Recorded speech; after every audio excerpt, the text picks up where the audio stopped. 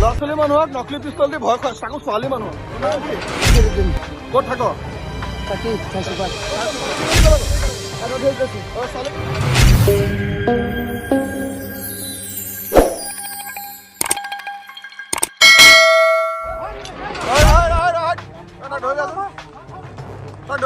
ধৰিলে এই ল'ৰা ছোৱালীক কেনেকে ভয় খুৱাব তই ল'ৰা ছোৱালীক কেনেকে ভয় খুৱাবি ল'ৰা ছোৱালীক কেনেকে ভয় খুৱাব কৰে নকলি পিষ্টল আছিলে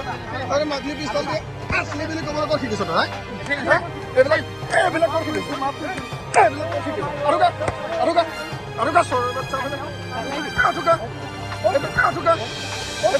ল'ৰা ছোৱালী মানুহক নকলি পিষ্টল দি ভয় খুৱাই তাকো ছোৱালী মানুহক ক'ত শিকিছ তই এতিয়া ভয় ছোৱালী কিন্তু ক্ষমা খুজিব লাগিব তই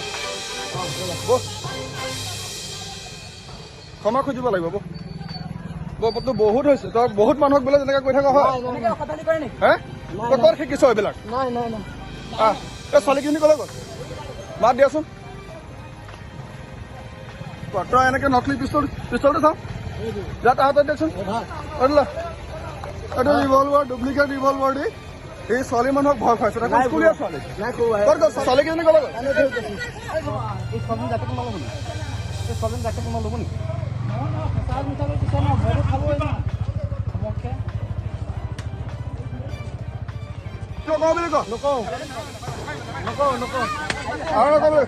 ল'ৰা ছোৱালী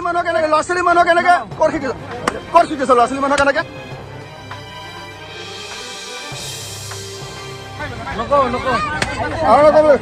ল'ৰা ছোৱালী মানুহক কেনেকে ক'ত শিকিছ ল'ৰা ছোৱালী মানুহক কেনেকে ক'ত শিকিছ আৰু যেনেকে এনেকুৱা নকওঁ আৰু যাতে এনেকুৱা নকওঁ তই পলাইছ আৰু ইয়াত বদমাচি কৰিব নাহিবি আৰু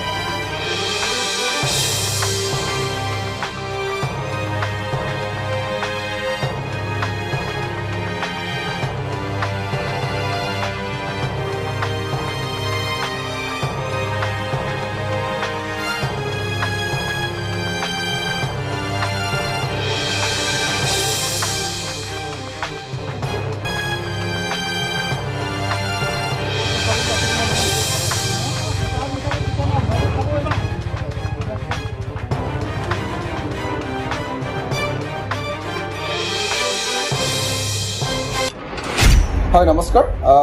আপোনালোকে ইতিমধ্যে ভিডিঅ'টো চাই গম পালে কাকি 2 নম্বৰ চাৰিআলিত এটা অদ্ভুত ঘটনা তিনিজনী ছোৱালী টিউশ্যনলৈ গৈ আছিলে ক্লাছ 9-10ত পঢ়া টেম্পো এখনত উঠি তেওঁলোক টিউশ্যনলৈ গৈ আছিলে সেই বছিৰ নামৰ মুছলিম ল'ৰাজনে তেওঁলোকক ডুপ্লিকেট ৰিভলভাৰ দেখাই পেলাই তেওঁলোকক বেগত কি আছে ওলাব দিছিলে আৰু অন্যান্য কিছুমান বাক্য ব্যৱহাৰ কৰিছিলে ফলত মই 2 নম্বৰ চাৰিআলিতে আছিলোঁ আৰু